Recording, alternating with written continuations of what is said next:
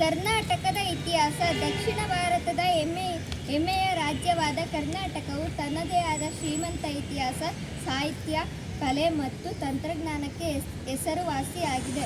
1956ರ November 1ರಂದು Mysuru ರಾಜ್ಯವಾಗಿ ರೂಪುಗೊಂಡು 1973ರಲ್ಲಿ Karnataka ಎಂದು ನಾಮಕರಣಗೊಂಡಿತು. ರಾಜಧಾನಿ ಬೆಂಗಳೂರು ರಾಜ್ಯದ ಅತಿ ದೊಡ್ಡ ನಗರ ಹಾಗೂ ದೇಶದ ಸಿಲಿಕಾನ್ ಸಿಟಿ ಎಂದು ಪ್ರಸಿದ್ಧವಾಗಿದೆ.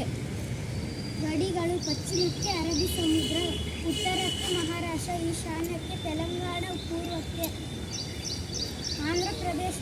ಆಂಧ್ರಪ್ರದೇಶ, ದಕ್ಷಿಣಕ್ಕೆ ತಮಿಳುನಾಡು ಮತ್ತು ಕೇರಳ ರಾಜ್ಯಗಳಿವೆ.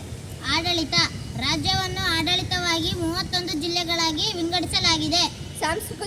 ಸಾಂಸ್ಕೃತಿಕ ಮತ್ತು ಐತಿಹಾಸಿಕ ಹಿನ್ನೆಲೆ: ಕರ್ನಾಟಕವು ಮೌರ್ಯರು, ಶಾತವಾಹನರು, ಕದಂಬರು, ಗಂಗರು, ಚಾಲುಕ್ಯರು, ಹೊಯ್ಸಳರು ಮತ್ತು ವಿಜಯನಗರ ಸಾಮ್ರಾಜ್ಯಗಳಂತಹ ಪ್ರಸಿದ್ಧ ರಾಜಮನೆತನಗಳ ಆಳ್ವಿಕೆಗೆ ಸಾಕ್ಷಿಯಾಗಿದೆ. ಹಂಪೆ, ಬೇಲೂರು, ಹಳೇಬೀಡು, ಪಟ್ಟದಕಲ್ಲು ಮತ್ತು ಬಾದಾಮಿಯಂತಹ ಐತಿಹಾಸಿಕ ತಾಣಗಳು ಜಾಗತಿಕ ಮಟ್ಟದಲ್ಲಿ ಪ್ರಸಿದ್ಧವಾಗಿವೆ. ಜೋಗ ಜಲಪಾತ, ಕೊಡಗು, ಮುರುಡೇಶ್ವರ ಮತ್ತು ಕರಾವಳಿ ತೀರಗಳು ಪ್ರಮುಖ ಪ್ರವಾಸಿ ಆಕರ್ಷಣೆಗಳಾಗಿವೆ.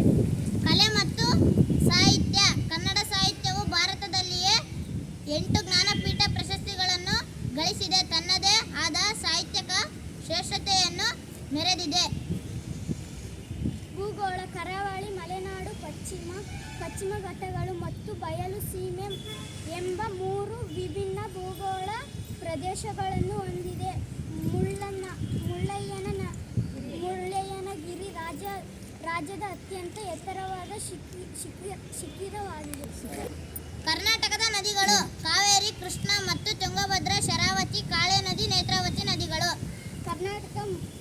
ಕರ್ನಾಟಕದ ಪ್ರಮುಖ ರಾಜಮನೆತನಗಳು: ಕದಂಬರು, ಗಂಗರು, ಬಾದಾಮಿ, ಚಾಲುಕ್ಯರು, ರಾಷ್ಟ್ರಕೂಟರು ಮತ್ತು ಹೊಯ್ಸಳರು.